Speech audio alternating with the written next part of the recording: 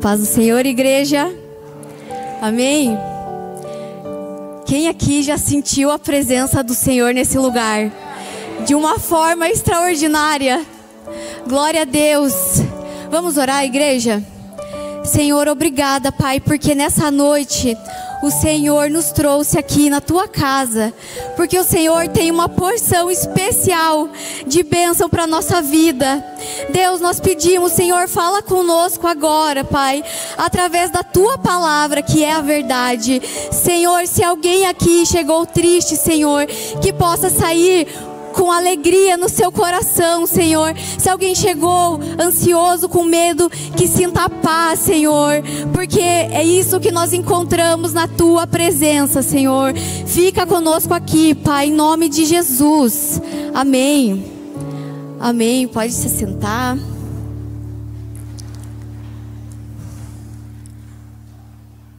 Vamos refletir hoje na palavra do Senhor, na história de Ruth, que é uma história que eu já gostava bastante. Inclusive, por isso que eu escolhi ela para falar aqui. E antes de estudar um livro, né, eu gosto bastante de entender o contexto, o que estava acontecendo, enquanto essa história estava acontecendo, né, qual que era o contexto, enfim. E aí eu trouxe aqui algumas informações para a gente já entender, já entrar no livro aqui mesmo. Então, o livro de Ruth, o autor é desconhecido, né? Ninguém sabe. Mas a gente pode ver que a história aconteceu, né, na época dos juízes, né? A época dos juízes, ali começo da era dos reis de Israel. E a gente sabe disso porque no final do livro, Davi vai ser citado, né? O rei Davi. Então, e eu achei muito legal porque eu não lembrava dessa informação, mas vocês sabiam que Ruth foi a bisavó de Davi? Gente, se eu sabia, eu não lembrava mesmo. E eu achei muito legal porque eu gosto da história de Davi, então eu amei assim que as histórias se conectaram. E o destinatário do livro de Ruth, para quem esse livro foi escrito? Para o povo de Israel. Para mostrar que, apesar deles estarem constantemente pedindo um líder, né, eles queriam líderes, e aí Deus deu juízes para eles. E aí eles continuavam pedindo, eles queriam, e aí vieram os reis de Israel. Mas a história de Ruth nos mostra que Deus sempre governou o seu povo, independente dos seus líderes terrenos, que eram falhos, e são falhos, né, porque são humanos. Deus sempre teve o controle da história do seu povo. E é muito bonito ver isso, porque o amor de Deus é extraordinário, o cuidado dele sobre a nossa vida é maravilhoso. Então, essa história começa... Deixa eu abrir minha Bíblia também, que eu já esqueci. Você também abre sua Bíblia aí no livro de Ruth, para você ir me acompanhando aqui enquanto eu falar. O livro de Ruth é bem curtinho, né? Tem 4 capítulos. Então, é uma história muito gostosa de estudar.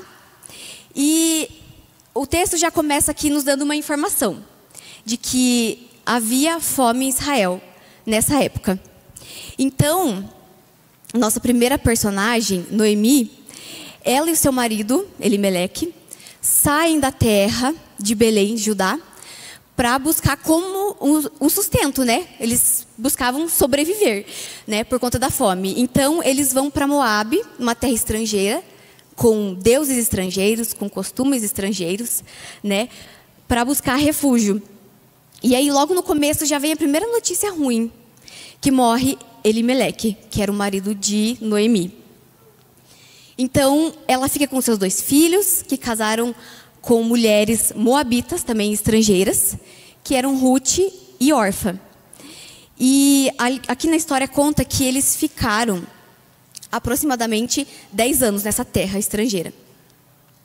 E aí, segunda notícia ruim, morrem os 2 filhos de Noemi, deixando então as suas mulheres também viúvas. E aqui é importante a gente destacar a vulnerabilidade da viúva naquela época. Porque não era só uma mulher que ficou sem marido. Era uma mulher que dependia de caridade. Porque o marido trazia o sustento para o lar. E na ausência do marido, o filho tinha esse dever. Mas aí ela ficou sozinha, ela ficou sem marido e sem filho. E as suas noras também. Então essas mulheres se encontravam numa situação muito difícil. Pensa tudo isso junto.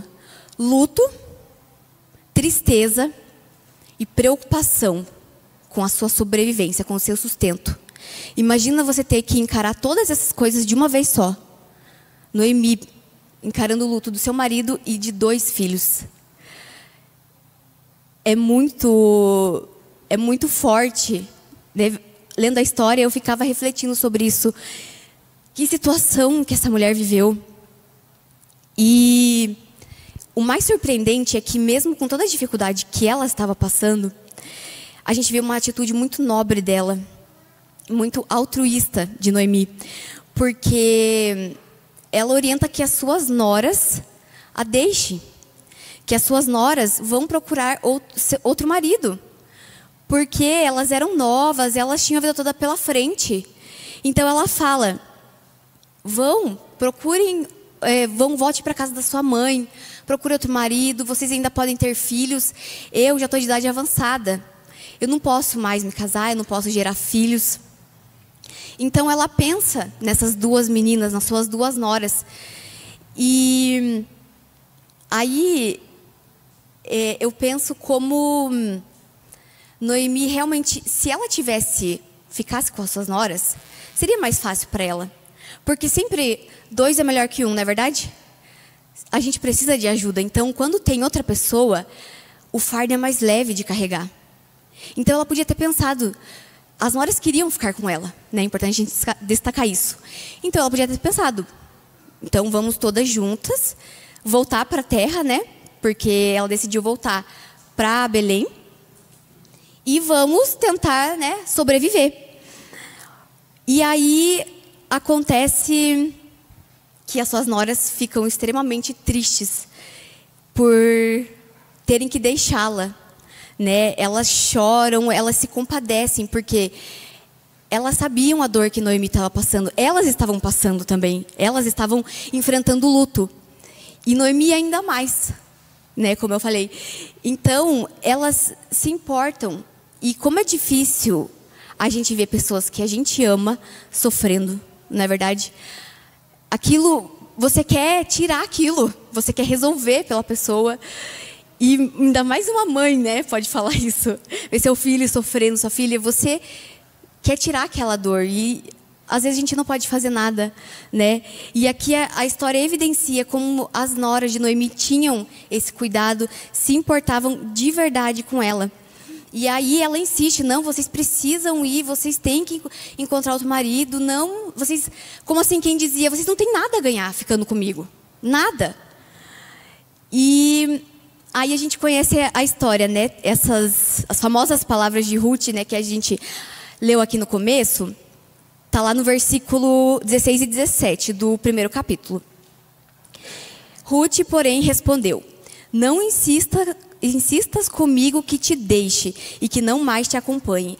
Aonde fores, irei. Onde ficares, ficarei. O teu povo será o meu povo e o teu Deus será o meu Deus. Onde morreres, morrerei e ali serei sepultada. Que o Senhor me castigue com todo rigor, se outra coisa que não a morte me separar de ti. Olha que forte essa afirmação.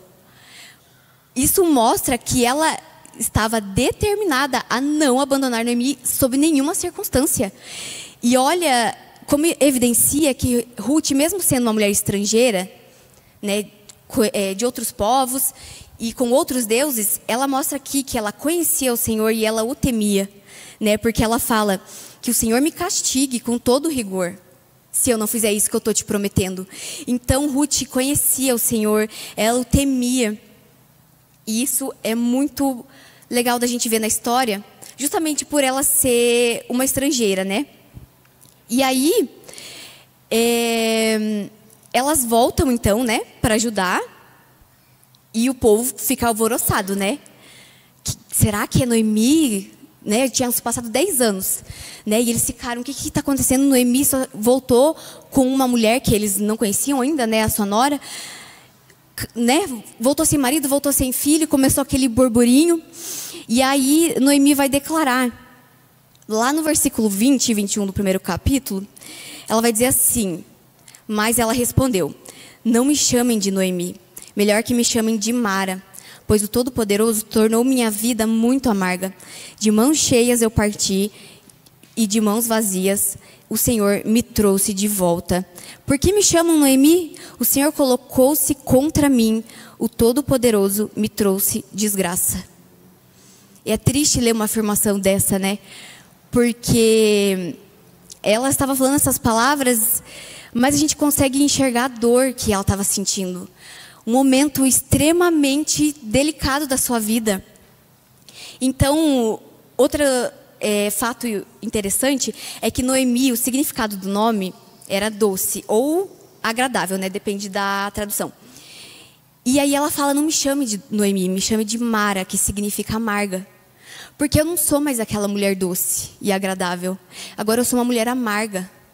Porque as circunstâncias e as situações me tornaram uma mulher amarga. E isso me faz refletir como há momentos na nossa vida em que circunstâncias e situações querem roubar a nossa identidade. Circunstâncias difíceis, momentos que a gente atravessa. Essas coisas, se nós deixarmos, elas têm esse poder de roubar a nossa identidade. E aí, o inimigo vai usar de tudo para jogar as mentiras dele sobre a nossa vida. Ele vai falar: deu tudo errado para você, agora não tem mais saída. Agora, ó, Deus nem ligou para você, olha a situação que você está. Ele vai jogar contra a sua identidade. Você é filha de Deus, por que isso está acontecendo com você? E nesse momento é que nós temos que ter muita força para rebater as mentiras do inimigo com a verdade, que é a palavra de Deus. O inimigo vai jogar mentiras sobre a sua vida. Ele vai colocar dúvidas no seu coração. Ele vai querer que você se sinta mal. Ele vai querer roubar a sua identidade. E a gente vê isso acontecendo muito no mundo hoje. Ele está bagunçando com a identidade de todo mundo. Porque uma pessoa sem identidade, ela fica vulnerável. Ela fica muito mais fácil de ser manipulada. Então é isso que ele realmente quer. E a gente vê na história que o inimigo, quando foi tentar Jesus no deserto, ele atacou a identidade de Jesus. Ele falou: se fores o Filho de Deus, se você é o Filho de Deus, se você é... Ele sabia que Jesus era o Filho de Deus, ele tinha certeza disso. Mas ele quis plantar aquela dúvida, se. E às vezes ele vem e planta na nossa cabeça: será? Será que eu realmente sou amado? Será que realmente as pessoas se importam comigo? Será que realmente eu tenho amigos? E vem um monte de será. E ele quer cada vez mais jogar essas mentiras. E a nossa arma mais poderosa contra essas mentiras é a palavra. É essa palavra maravilhosa que vai ser a nossa arma poderosíssima contra mentiras, porque essa palavra é a verdade. Então não aceite mentiras sobre a sua vida. Não aceite o lixo que Satanás joga sobre a nossa vida. Não aceite, a sua identidade é firmada em Cristo. Você é amado, você é escolhido, redimido, você é curado, você é liberto. Tudo isso Jesus declara sobre a sua vida e Ele nos comprou por um alto preço para você acreditar nessas coisas que o inimigo quer que você acredite. Combata as mentiras de Satanás com as verdades da palavra de Jesus. E um salmo que eu gosto muito, que a gente trabalhou no Flame, é o Salmo 139. Eu vou ler lá a partir do 13. Salmo 139, 13. Que diz assim: tu criastes o íntimo do meu ser e me teceste no ventre de minha mãe. Eu te louvo porque me fizeste de modo especial e admirável. Tuas obras são maravilhosas. Digo isso com convicção. Meus ossos não estavam escondidos de ti. Quando em secreto fui formado e entretecido como nas profundezas da terra. Os teus olhos viram o meu embrião. Todos os dias determinados para mim foram escritos no teu livro antes de qualquer deles existir. Olha que coisa maravilhosa que o Senhor fala sobre nós.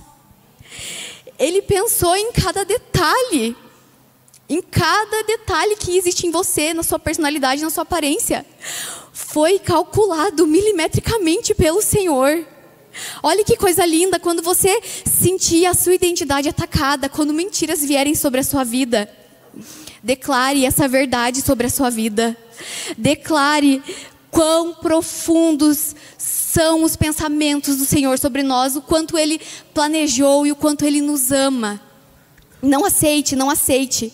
E o Senhor tem falado muito comigo sobre identidade. Firme a sua identidade em Cristo.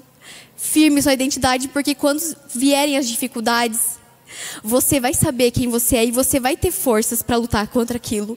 Em nome de Jesus, você crê assim? Amém. E aí a gente vai continuar aqui na história. Vamos ler o versículo 22, lá do capítulo 1, né, voltando para Ruth.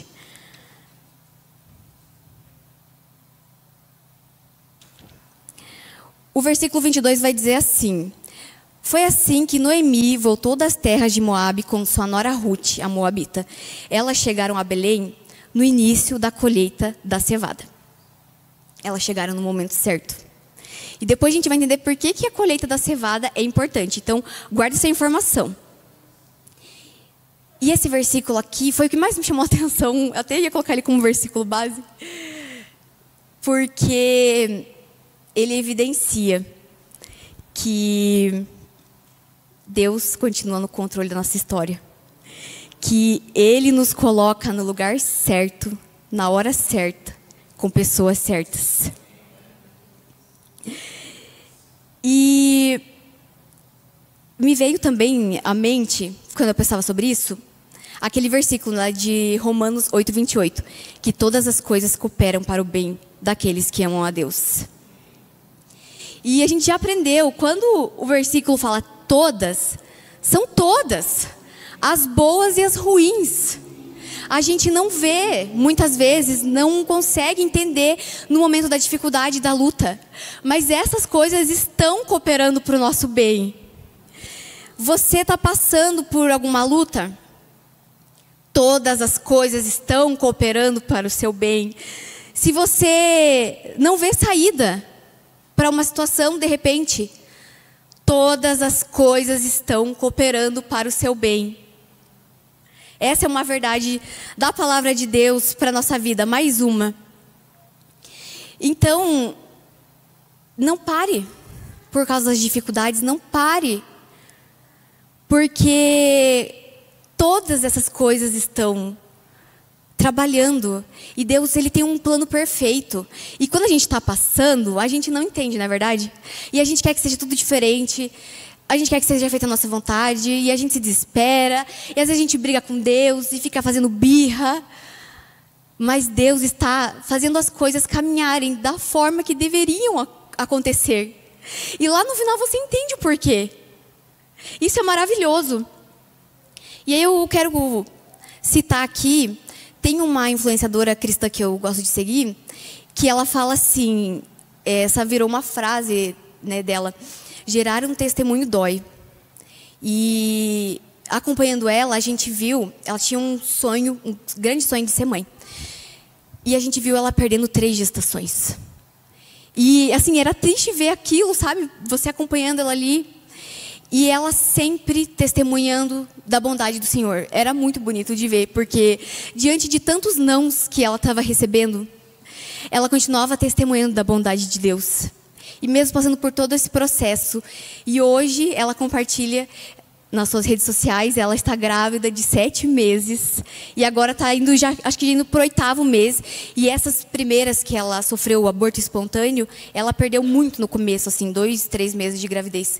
Então agora ela compartilha com muita alegria.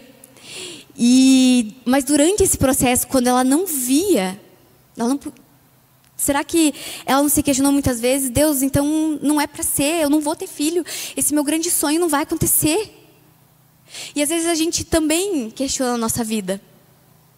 Poxa, Deus, mas eu queria tanto aquela coisa. Por que não acontece? Por que o Senhor não abre essa porta para mim? E muitas vezes Deus só está passando você pelo processo que você precisa passar. Que depois você vai entender. Então, ela fala, né, gerar um testemunho dói, e dói mesmo. Porque é maravilhoso quando a gente vem aqui na frente, né, com o testemunho da vitória, e Deus fez, maravilhoso. Mas enquanto a gente está passando pela prova, aquela música passando pela prova dando glória a Deus, nem sempre, né? A gente está passando pela prova e murmurando. Porque é difícil. É difícil. Então ela conta, né? Ela esse testemunho vivo de como a nossa dor pode virar um milagre. Esse bebê que ela está gerando, ela fala sempre, né? É um milagre de Deus na minha vida. E a nossa dor também pode se transformar num milagre. Deus é especialista nisso. Em transformar situações ruins em coisas boas, que vão nos trazer alegria, que vão nos trazer paz. E aí, voltando para a história. Então, Noemi voltou para sua terra, onde Deus era o Senhor daquele povo. Ela voltou-se para a presença de Deus, no lugar certo, na hora certa. Vamos ler, a gente já leu, né? O versículo 22. Então, elas chegaram ali no momento da colheita. E aí, o texto já vai falar para a gente no próximo capítulo, no 2. Que Ruth chega então para sua sogra e fala assim: eu vou colher espigas na lavoura de quem me permitir. E para tentar buscar o sustento para elas, né? E lembra que eu falei para você guardar a informação do tempo da colheita da cevada, que elas chegaram nesse momento? Por que é importante? Eu não sabia disso também. Olha que interessante. Na lei judaica, diz que é permitido que as viúvas colham as espigas que caíssem nos campos no momento da colheita. Então, elas não podiam ir lá e trabalhar para o seu sustento. Mas, na lei judaica falava que elas poderiam ir colher nos campos do que caísse, do que sobrasse ali. E aí, isso está lá em Deuteronômio 24:19. Diz assim: quando vocês estiverem fazendo a colheita da sua lavoura e deixarem um feixe de trigo para trás, não voltem para apanhá-lo. Deixem-no para o estrangeiro, para o órfão e para a viúva, para que o Senhor, o seu Deus, o abençoe em todo o trabalho de suas mãos. Então, mais uma vez a gente vê Ruth agindo de acordo com a vontade de Deus. Do Deus que inicialmente não era o Deus dela. E ela já demonstra essa fidelidade ao Senhor. Então, no versículo 3, vai dizer assim: então ela foi e começou a recolher espigas atrás dos ceifeiros.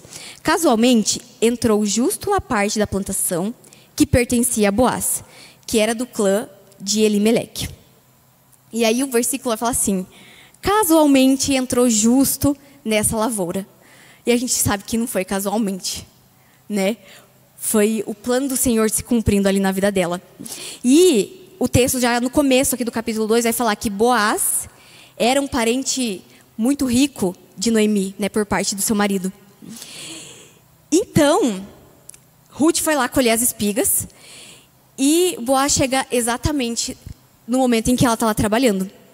Daí ele vê aquela moça ali que ele não conhecia e ele perguntou: quem é essa moça, né, para os seus servos?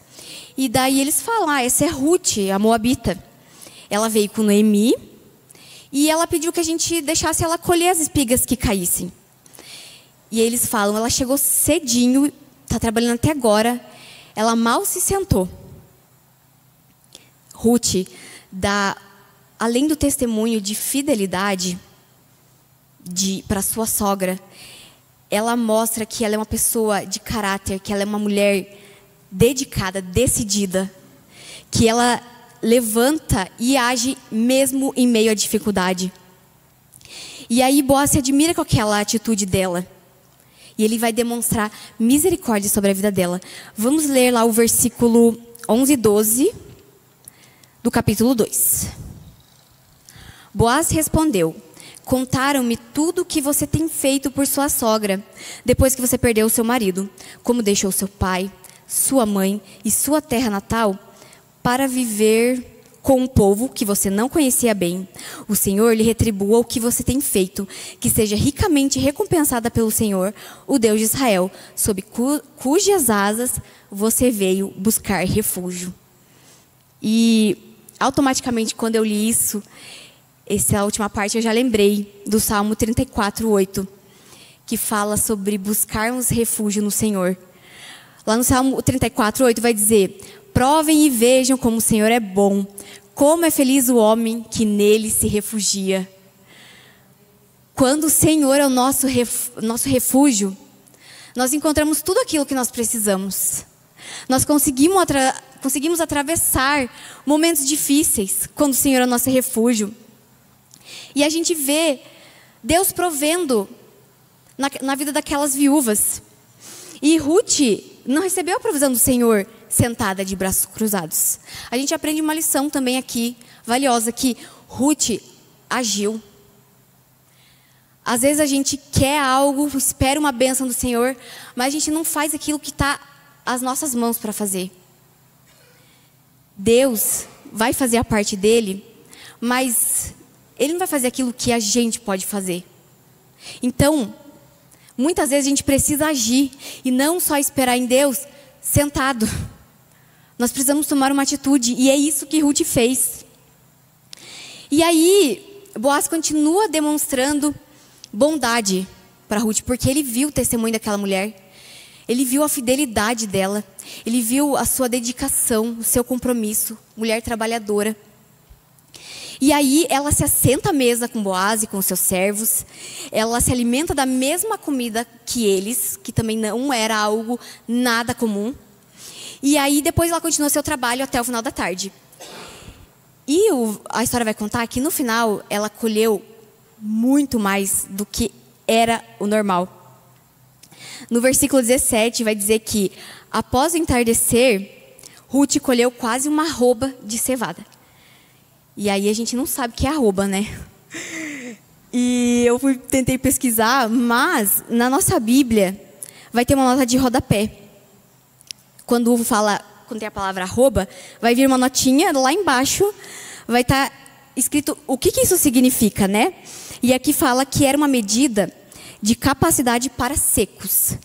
Então as estimativas variam entre 20 e 40 litros, uma arroba. Eu gosto de saber dessas informações, porque isso é muito mais do que ela poderia colher. E a gente descobre por que ela colheu tudo isso. Porque Boaz, enquanto ela voltou a trabalhar, ele falou assim para os seus servos: quando vocês estiverem colhendo, não apenas o que cair, mas deixem cair de propósito, para que Ruth colha. Então, olha a bondade, esse homem se compadeceu tanto, vendo o testemunho, tanto vendo aquela mulher, que mesmo sofrendo, mesmo passando por dificuldade, estava ali buscando o seu sustento. E ele provê na vida dela, né? Ele é um instrumento de Deus, utilizado para provisão na vida delas. E aí isso me levou a refletir sobre outra coisa, né? Boaz, ele demonstrou graça sobre a vida delas, né? Ele foi uma pessoa muito bondosa. E eu lembro como Deus sempre coloca pessoas bondosas no nosso caminho. Isso é uma coisa assim que eu falo com convicção, igreja, com convicção. Porque Deus é maravilhoso. Ele sempre vai colocar uma pessoa, nem que seja uma pessoa só, no seu caminho, no lugar que você estiver, no seu trabalho, na sua faculdade. Ele vai colocar pelo menos uma pessoa boa que vai te ajudar, que vai te auxiliar, que vai fazer a caminhada ser mais leve. Eu falo isso sério, com convicção, porque eu experimentei isso na minha vida de uma forma tão maravilhosa. Eu me lembro no colégio, na faculdade, nos estágios que eu fiz durante a faculdade, no trabalho hoje, sempre fui agraciada com pessoas boas, que me ajudaram, que faziam a caminhada mais leve. E o Senhor é quem provê essas pessoas, é Ele que derrama essa graça sobre a nossa vida e coloca essas pessoas no nosso caminho. Isso é maravilhoso. Deus é maravilhoso. Então guarde isso. Às vezes você não enxerga, mas Deus coloca pessoas boas no nosso caminho. Tem aquela música que fala, né? Que a tua bondade me cerca. Alguma coisa assim, agora esqueci. Mas, a tua bondade me seguirá, cercando-me aonde eu for. E isso é verdade. A bondade do Senhor nos cerca de uma maneira maravilhosa. Até me empolgo de falar disso, porque é maravilhoso. E aí a gente vai para o capítulo 3. Estamos indo para o terceiro e último tópico. E aí a gente vai lá para o capítulo 3, versículo 1. Certo dia, Noemi, sua sogra, lhe disse: minha filha, tenho que procurar um lar seguro para sua felicidade. Então, de novo, né? Noemi se preocupando com Ruth, né? Ela já estava trazendo sustento para casa, Deus estava provendo. Mas ela pensou: eu não quero que essa moça fique sem marido. Eu não quero que ela viva uma vida inteira. Ela não teve nem filhos. Então eu me importo, eu quero a felicidade dela. E é muito bonito como existia reciprocidade no relacionamento entre elas. Era uma cuidando da outra, uma se preocupando com a outra. E essa é uma lição que fica para nós também. Para nós construirmos relacionamentos saudáveis, a gente precisa disso. Precisa ter reciprocidade. Você dá, mas você também recebe. É um cuidado mútuo. É muito bonito ver isso. E essas pessoas que são boas para nós recebemos bons conselhos delas também, né? Às vezes a gente não quer escutar, porque às vezes é aquele puxão de orelha, né? Porque quem ama de verdade não passa a mão na cabeça, né? Assim que falam, quando a gente está errado. E é verdade, essas pessoas nos dão bons conselhos. E aí chega um momento da história que Noemi vai dar uma instrução para Ruth. Ela fala assim: Ruth, quando você for lá para a lavoura, e depois que Boaz comer e beber e ele for deitar, vai lá e deita nos pés dele. Daí eu fiquei assim, né? Como assim? O que isso significa, né? E aí eu descobri que naquela época... não, peraí, tem outra coisa antes. Naquela época, quando morria o marido de uma mulher, a lei determinava que ela se casasse com o irmão, para dar continuidade ao nome da família, né? Através dos filhos. E se não houvesse irmão, tinha que ser um parente mais próximo, que era chamado de resgatador, né? O homem vai e resgate aquela mulher, e eles geram filhos, e o nome da família continua. E aí Ruth obedece essa orientação de Noemi, e Noemi fala para ela assim: depois que você fizer isso, ele vai te dizer o que você tem que fazer. Então, olha, ela já confiando em Deus, que Boaz ia fazer exatamente aquilo que ele precisava fazer, né? E aí, eu descobri então que essa atitude dela, se deitar aos pés dele enquanto ele dormia, ela não acordou ele, ela se deitou e esperou ele acordar. Isso é como se ela estivesse pedindo para que Boaz fosse o resgatador dela. Afinal, ele era o parente, né, que ela conhecia ali. Talvez seria o mais próximo. E aí, Boaz também, a gente já viu que ele era um homem bondoso. Aqui a gente vê que ele também é um homem de caráter. Porque ele fala assim: tudo bem, mas antes eu vou procurar outro resgatador, porque é um parente ainda mais próximo do que eu. Se ele não quiser ser o seu resgatador, eu serei. E aí, durante o capítulo 4 aqui, a maioria dos versículos vai contar como foi esse encontro, né, de Boaz com esse outro parente. E para encurtar a história, esse parente não quis. Ele não quis ser o resgatador. Então Boaz fala assim: ok, você não quer ser? Eu serei. Eu fiz a minha parte, eu segui a lei de Deus, e eu estou aqui perante os líderes declarando que eles estão vendo que você não quis, sendo o responsável, eu serei então. Então olha como Ruth procedeu da forma que Deus mandava. Ela seguiu as instruções de Deus. E Boaz também, em todo momento, ele seguiu as instruções do Senhor. E o que isso revela para nós, né? Que seguir as instruções do Senhor é sempre o melhor caminho. Sempre vai ser. Às vezes a gente obedece meio na marra, né? Às vezes acontece. Mas no final a gente vê que aquilo foi o melhor para nós. Então, quando nós obedecemos ao Senhor, a vontade dele se completa na nossa vida. E nós experimentamos de algo maravilhoso, que é a paz que ele nos dá. Que é a segurança, que é a tranquilidade. Quando ele provê aquilo que nós precisamos. E aí, vamos ler o versículo 13, né?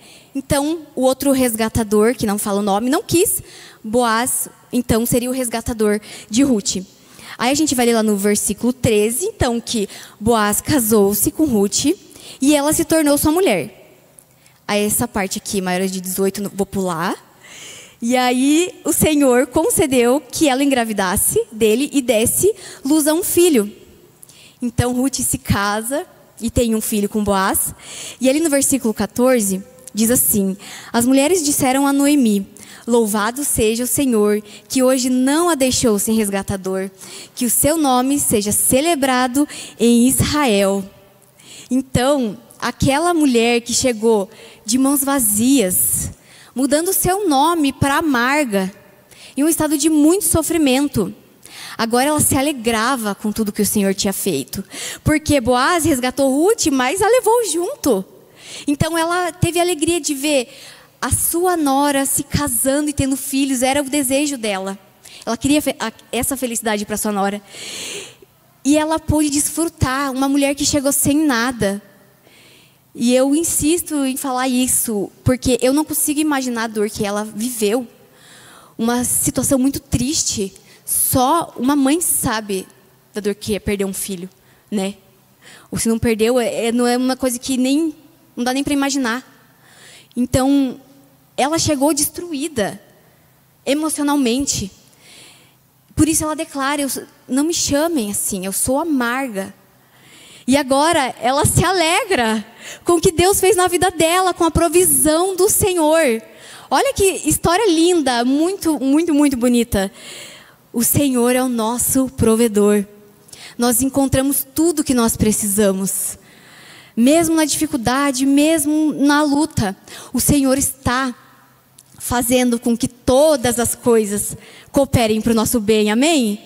Vamos ficar de pé?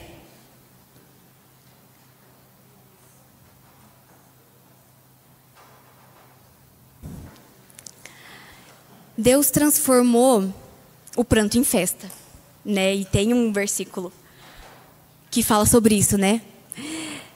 E o Senhor é especialista em transformar o nosso pranto em festa.